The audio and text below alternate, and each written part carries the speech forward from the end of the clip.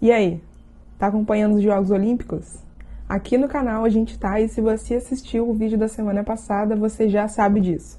Antes de mais nada, eu quero aproveitar esse vídeo para celebrar as conquistas da Rebeca Andrade, a ginasta brasileira que conseguiu uma medalha de prata e também uma medalha de ouro no salto. Eu, desde muito pequena, gosto de assistir ginástica, vibrava com a Daiane dos Santos quando eu era mais nova e agora fico muito feliz de ver essa nova geração conquistando o mundo. Então, meus parabéns, Rebeca Andrade.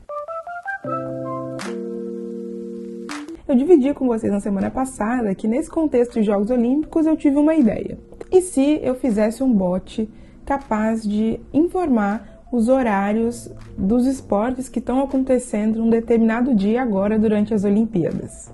Eu optei por utilizar como fonte dos dados essa cobertura aqui dos Jogos Olímpicos do El País, que justamente já tem o horário, o esporte, o evento e a modalidade, o que facilita para mim fazer essa extração. Depois que eu encontrei a fonte dos dados e validei que eu conseguia extrair, fazer uma raspagem dos dados daquele site legal, então a gente conferiu lá se o site autorizava ou não aquela raspagem, vem a etapa de pensar o fluxo do bot em si. Eu pensei esse bot com 4 comandos. Os comandos no Telegram, eles são representados por uma barra e uma sequência de caracteres, palavras. E os comandos que eu criei então foram /esportes, que lista os esportes que vão ter algum evento naquele dia. /modalidades, lista as modalidades que vão ter um evento naquele dia. /horários de esporte e /horários modalidade, eles são similares, então.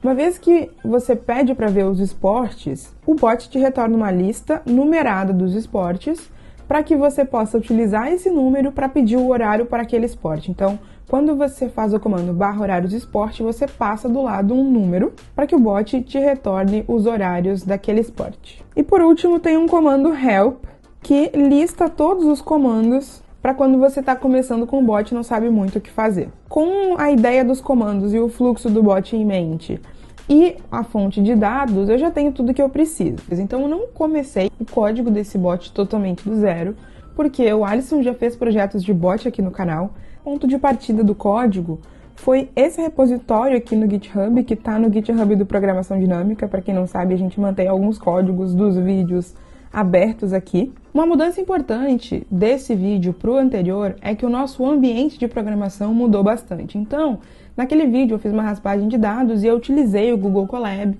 que é uma ferramenta que eu uso muito aqui no canal, online, que você não precisa instalar nada para usar o Python. E eu gosto muito dela, mas nesse caso aqui eu aproveitei que o projeto dele já estava estruturado dessa forma, para usar no ambiente local, e resolvi utilizar a minha máquina. O ambiente que eu costumo utilizar é o Visual Studio Code, que é um editor de texto, mas com muitas funcionalidades que nos ajudam até a ganhar produtividade na hora de programar. E eu peguei o código do projeto do Alisson, criei um ambiente virtual dentro da pasta desse meu projeto para utilizar aqui como ambiente de programação dentro do Visual Studio Code.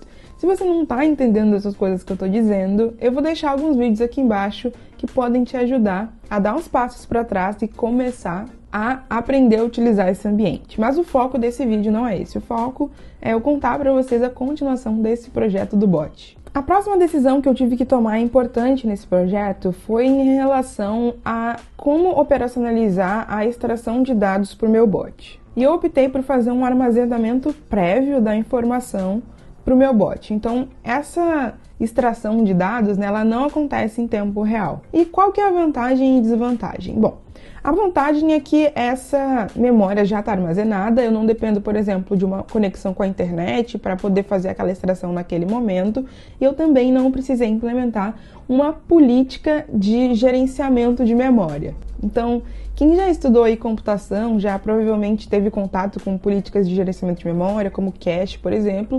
Existem várias formas de implementar isso. O que vai nortear isso são as restrições do problema. Então, uma coisa que é importante saber é, essa tabela, ela é atualizada com frequência? A programação dos jogos muda ou não muda? Se muda, muda com que frequência? Porque isso pode determinar que você implemente uma política ou outra.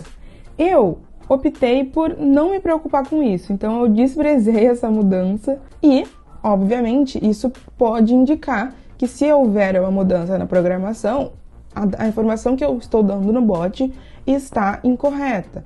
E aí existem formas também da gente contornar isso, como por exemplo, informar para a pessoa que está pedindo a informação no bot quando que aquela informação foi extraída ou se ela pode conter alguma imprecisão. E não tem uma decisão certa ou errada, o importante sempre é a transparência para o seu usuário, então que ele saiba que informação é aquela que ele está obtendo.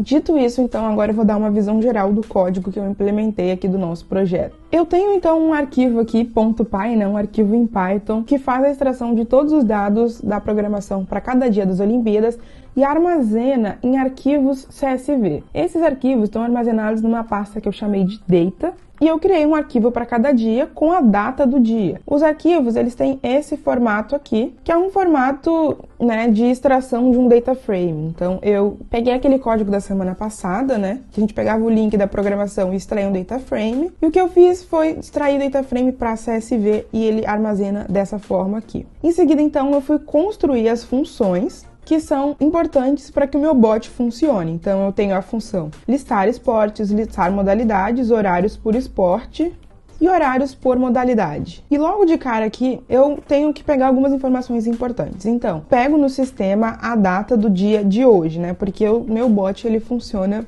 por os dados do dia. Por uma decisão minha também, porque como vocês viram, eu tenho a informação toda das Olimpíadas, eu posso mudar até o funcionamento desse bot, eu posso mostrar do dia seguinte, enfim, podemos pensar em várias coisas, mas eu simplifiquei esse projeto aqui para apresentar para vocês. Eu pego então a informação do caminho onde está o arquivo do dia de hoje, né, o arquivo que vai ser importante para eu extrair as informações, e aí eu crio um data frame a partir desse arquivo. Com o data frame criado, eu consigo pegar os esportes e as modalidades que vão ter naquele dia. Esse é um comando bem simples do próprio Pandas, que é o unique. Então, você consegue pegar os valores únicos de uma coluna.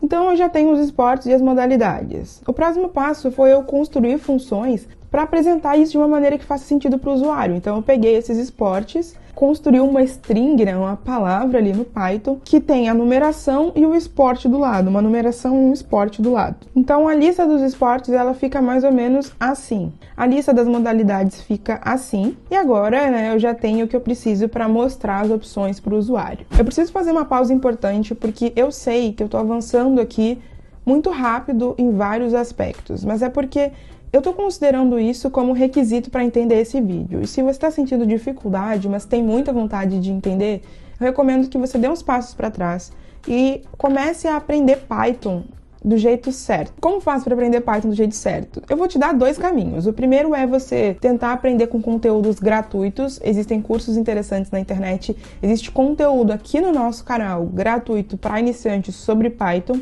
E a gente também tem um curso, que é o curso Python do jeito certo, em que você vai ser levado do zero até você conseguir entender essas coisas, o que são módulos, o que são funções.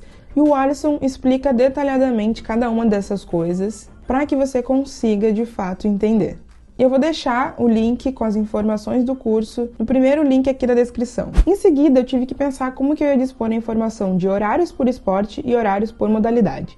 Eu fiz alguns testes, inclusive rodando o bot no Telegram, para entender qual era a melhor forma. A minha primeira tentativa foi imprimir uma tabela em formato de texto, nesse formato aqui. No entanto, eu vou colocar aqui na tela para vocês como que ficava essa tabela no meu celular. Então, como o celular ele é vertical e a tabela ela ficava comprimida, né, o texto ele ficava bem desalinhado e não tinha esse formato interessante que eu queria ter. Então eu comecei a pensar em como eu poderia fazer isso e me veio a ideia de extrair um data frame para uma imagem. Como assim? Eu vou explicar o funcionamento da minha função que pega os horários de um esporte específico para vocês entenderem o que eu estou falando. Que eu tenho uma função que é horários por esporte, que recebe o índice de um esporte, né, o númerozinho lá na lista, e extrai a informação da tabela do dia daquele esporte específico. Quem lida com Panda sabe que isso é uma tarefa simples de fazer, então eu fiz uma seleção aqui dentro do meu data frame, então dataframe.esporte, que é a coluna esporte, igual a o nome do esporte que está armazenado numa lista que eu criei, que é o esportes hoje. Então, o índice que foi recebido pela função -1. Por que -1? Porque a minha lista, né, a lista no Python, ela começa a contar de 0, mas a lista que eu mostro para o usuário, ela conta de 1, porque é o que faz mais sentido na interação do usuário, né? Isso aqui, então, é um data frame menor do que o data frame original com a informação toda. Então são só as linhas que tem aquele export específico. Depois de fazer isso, aí sim eu exporto essa informação para uma imagem utilizando um módulo aqui do Python que é o data frame image, esse aqui. E esse módulo nos gera a imagem a partir da seleção que a gente fez.